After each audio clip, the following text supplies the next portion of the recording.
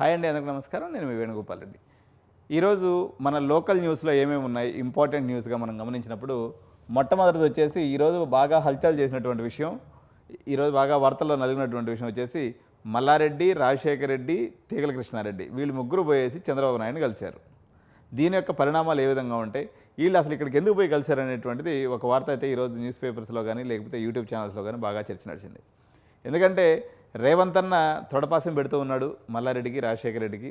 ఈ పరిస్థితుల్లో వాళ్ళ గురువు గారు అయినటువంటి చంద్రబాబు నాయుడు దగ్గరికి పోతే కొంతవరకైనా వీళ్ళకి సేఫ్ గార్డ్ లభిస్తుందని చెప్పేసి, అదేవిధంగా చంద్రబాబు నాయుడు మీద ఆధారపడి, టీడీపీ మీద ఆధారపడి ఈరోజు కేంద్ర ప్రభుత్వంలో కూడా ప్రభుత్వం నడుస్తుంది కాబట్టి అటు సెంటర్ నుంచి ఇటు రేవంత్ రెడ్డి బారి నుంచి కాపాడుకునేదానికి వీళ్ళు తెలుగుదేశంలో చేరేటువంటి అవకాశం ఉన్నట్టుగా వార్తలు అయితే దీని మీదే చాలా చర్చలు నడుస్తున్నాయి. పొలిటికల్గా ఇది హాట్ న్యూస్. తర్వాత ఫిరోజ్ ఖాన్ మీద ఎంఐఎం ఎమ్మెల్యే దాడి, ఇది కూడా ఒక ఇంపార్టెంట్ న్యూస్గా ఈరోజు మనకి కనిపిస్తూ ఉంది. సో ఫిరోజ్ ఖాన్ అక్కడ ఏదో ఒక రోడ్డు మరమ్మతు జరుగుతూ ఉంటే దాన్ని ఏదో ఇన్స్పెక్షన్ చేస్తానంటే ఫిరోజ్ ఖాన్ అక్కడికి వెళ్ళటం, అక్కడ local Nampally MLA MIM MLA ఎవరైతే ఉన్నారో ఒక 100 మందిగా వచ్చి ఈయన మీద దాడి చేయడం జరిగింది. సో ఆయన వర్షన్ ఆయన, ఈయన వర్షన్ ఆయన చెప్పుకుంటూ ఉన్నారు. ఇక మూడో వార్తగా మనం చూసినప్పుడు నాగార్జునకు సంబంధించినటువంటి ఏదైతే కేసు ఉందో ఈరోజు నాంపల్లి క్రిమినల్ కోర్టులో ఈ కేసు జడ్జిమెంట్కి రావడం జరిగింది. ఈరోజు నాగార్జున యొక్క స్టేట్మెంట్ని రికార్డ్ చేయడం జరిగింది. నాగార్జున వాళ్ళ ఫ్యామిలీ మెంబర్స్ అందరూ కూడా వచ్చారు, నాగార్జున యొక్క స్టేట్మెంట్ రికార్డ్ చేశారు. దాని తర్వాత ఇది లంగర్ హౌస్ పరిధిలో జరిగింది కాబట్టి అక్కడ కేసు రిజిస్టర్ అయ్యి దీని మీద దర్యాప్తు జరిగి వాళ్ళు దాని వివరాలు సమర్పిస్తే దానికి అనుగుణంగా కొండా సురేఖ మీద కేసు పెట్టేటువంటి అవకాశం, లేకపోతే శిక్ష పడేటువంటి అవకాశం ఉంది. సో ఈ 4 న్యూస్లు మనకి పొలిటికల్ రిలేటెడ్గా న్యూస్లు కనిపిస్తూ ఉన్నాయి, ఈ పొలిటికల్ న్యూస్లుగా కనిపిస్తూ ఉన్నాయి. సో ఇంకా 4వ న్యూస్ ఒక పనికిమాల న్యూస్, మామూలుగా ఈ సర్కిల్స్లో ఇవన్నీ ఎంటర్టైన్మెంట్ న్యూస్ల కింద పనికొస్తూ ఉంటాయి. రెండోది వచ్చేసి దువ్వాడ శ్రీనివాస్ మనకి తిరుపతికి పోయిండు మాధురిని తీసుకొని, ఇది అయితే మాత్రం ట్రోలింగ్ అయితే బ్రహ్మాండంగా నడుస్తుంది. అదేవిధంగా జానీ మాస్టర్ వర్సెస్ శ్రేష్ఠ, ఈ 2 న్యూస్లు కూడా ప్రజలకు ఎంతమాత్రం పనికొస్తే ఎంటర్టైన్మెంట్ కోసం అయితే ఈ 2 న్యూస్లు కూడా నడుస్తూ ఉన్నాయి. ఇకపోతే నేషనల్ న్యూస్లో మనం చూసినప్పుడు హర్యానాకు సంబంధించినటువంటి ఏదైతే ఉందో హర్యానా అండ్ జమ్మూ కాశ్మీర్ ఎలక్షన్, హర్యానా ఎలక్షన్స్లో చేజేతులారా నోటి దాకా వచ్చిన ముద్దని చెడగొట్టుకున్నట్టు అయింది కాంగ్రెస్ పరిస్థితి.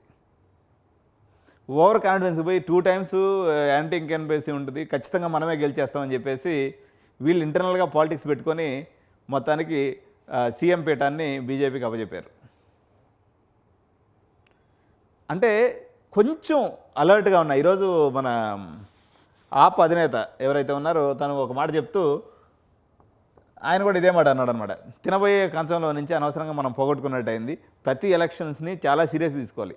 కాంగ్రెస్ ఇంత సీనియర్ పార్టీ ఎప్పటికప్పుడు ఫ్రెష్గా ఆలోచిస్తుంది అనమాట, ఓవర్ కాన్ఫిడెన్స్ పోయి కొంచెం జాగ్రత్తగా చేసుకుని ఉంటే ఖచ్చితంగా యాంటీ ఇన్కంబెన్సీ ఉండింది.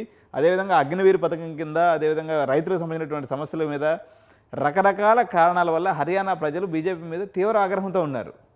కానీ దాన్ని వీళ్ళకి అనుకూలంగా మలుచుకోవడంలో కాంగ్రెస్ పార్టీ అయితే ఘోరంగా విఫలమైంది.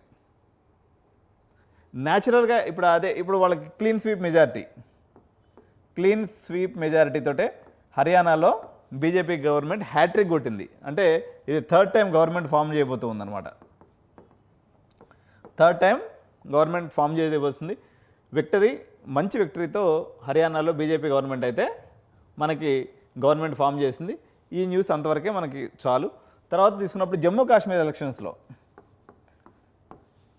Nationalist Congress party and Congress party ఈ 2 కలిసి కూడా విక్టరీ నమోదు చేసే జమ్మూ కాశ్మీర్లో అయితే మన ఇండియా కూటమిలో ఉన్నటువంటి కాంగ్రెస్ గవర్నమెంట్ ఏదైతే ఉందో Nationalist Congress party and Congress party ఈ 2 కలిసి కూడా ఇండియా కూటమిగా ఉన్నాయి కాబట్టి ఇండియా కూటమిలో ఉన్నటువంటి పార్టీల ద్వారా ఈ యొక్క ఫార్మేషన్లో జమ్మూ కాశ్మీర్లో గవర్నమెంట్ ఫామ్ అవబోతుంది. ఇక్కడ ఒక విచిత్రం ఏంటంటే అనేక రకాలైనటువంటి నేషనల్ సర్వేస్ ఏదైతే ఉన్నాయో గంపగొత్తగా తప్పు చేసినాయి. ఇప్పుడు హర్యానాకి సంబంధించినటువంటి రిజల్ట్స్ చెప్పేటప్పుడు మొత్తం అన్ని సర్వేస్ బీజేపీ వస్తుందని ఒక్క సర్వే కూడా గెస్ చేయలేకపోయారు. అంటే ప్రజలు చాలా రకాలుగా ఆలోచిస్తున్నారు. కాంగ్రెస్ ఏమనుకుంది, ఇన్ని రకాలైనటువంటి తప్పులు చేసింది, అగ్నివీర్ పథకం తీసుకొచ్చి తప్పు చేసింది. తర్వాత హర్యానాలో తీసుకున్నట్లయితే వ్రెజ్లర్స్ ఉంటారు. వ్రెజ్లర్స్ అంటే కుస్తీ పోటీలు ఎక్కువ నడుస్తుంటాయి అన్నమాట హర్యానాలో. ఈ వ్రెజ్లర్స్కి సంబంధించినటువంటి అనేక డెసిషన్స్ తప్పుగా తీసుకున్నారు. అనేక విషయాల్లో వీళ్ళు తప్పులు చేశారు. తర్వాత మూడోది, ఎవరైతే అగ్రికల్చర్ ఎడ్యుకేషన్ నడిచిందో, వ్యవసాయ చట్టాల మీద ఎడ్యుకేషన్ నడిచిందో, ఇది పెద్ద ఎత్తున జరిగినటువంటి రాష్ట్రాల్లో హర్యానా, పంజాబ్ రాష్ట్రాలు కూడా ఉన్నాయి. ఈ 3 కారణాలు ప్రజలకి తీవ్రమైనటువంటి వ్యతిరేకమైన కారణాలు అయినప్పటికీ బీజేపీ గవర్నమెంట్ యాక్చువల్గా ఇంకో విషయం, బీజేపీ వాళ్ళు కూడా హోప్స్ వదిలేసుకున్నారు. అందువల్ల మోడీ గమనించినట్లయితే 3-4 టైమ్సే క్యాంపెయిన్ చేయడానికి వచ్చాడు హర్యానాకి. అయినా సరే ఇన్ని తప్పులు చేసినా సరే కాంగ్రెస్ చేతులారా ఎత్తపోయేసి వాళ్ళకి పళ్ళెంలో పెట్టి అధికారాన్ని ఇచ్చింది. దీనివల్ల మనకు జరిగిన ఇంపాక్ట్ యాక్చువల్గా పాపం రేవంత్ అన్న పోయేసి ఇప్పుడు మినిస్టర్లను కొత్తగా క్యాబినెట్లో తీసుకుని మినిస్టర్ని ఫైనలైజ్ చేసుకుని వద్దాం, హర్యానా మనం గెలుచుకుంటున్నాం కాబట్టి మంచి మూడ్లో ఉంటుంది అధిష్టానం అని చెప్పి పోయినాడు.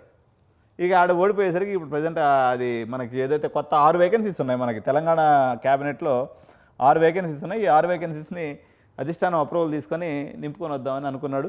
కానీ ఆ పని కూడా కాలేదు. రేవంత్ అన్న అయితే ప్రజెంట్ అయితే క్యాబినెట్ ఎక్స్పాన్షన్ కూడా తెలంగాణలో పోస్ట్ పోన్ అయింది.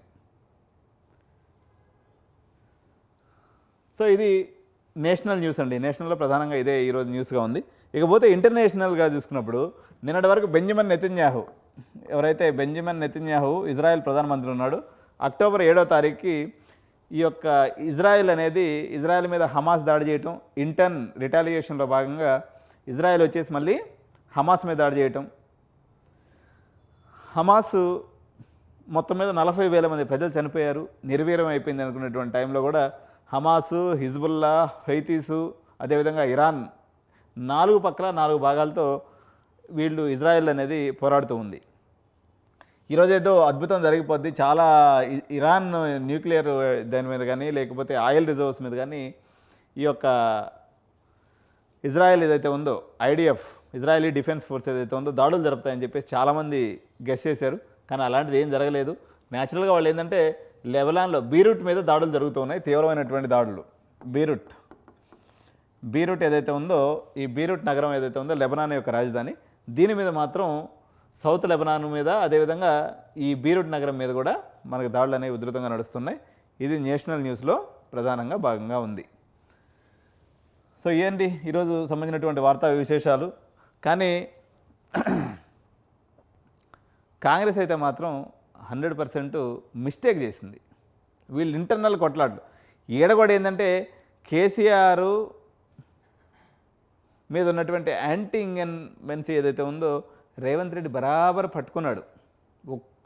దాన్ని ఏమంటారు ఉడుం పట్టుకొని సాధించుకోగలిగాడు తప్ప మామూలుగా అయితే అసాధ్యం అనమాట. ఎందుకంటే వాళ్ళు మంచి పొజిషన్లోనే ఉన్నారు. ఇదైంది. బీజేపీకి అయితే మాత్రం ఇది మంచి విజయం అని చెప్పాలి. ఎందుకంటే నెక్స్ట్ చాలా ఎలక్షన్స్ ఉన్నాయి, అదేవిధంగా ఢిల్లీ ఎలక్షన్స్ కూడా ఉన్నాయి. ఈ పరిస్థితుల్లో మాత్రం ఢిల్లీలో వీళ్ళకి హర్యానాలో వచ్చినటువంటి విజయం మాత్రం వాళ్ళకి మంచి కిక్నిచ్చిందని చెప్పాలి. Thank you so much. By by.